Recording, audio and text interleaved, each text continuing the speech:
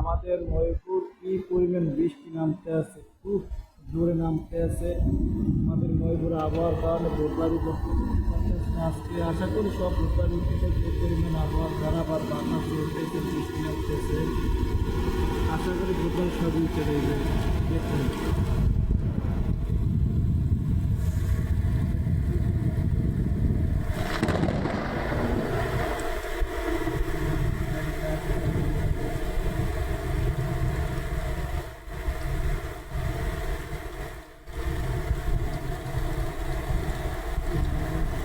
বৃষ্টির ভিতরেও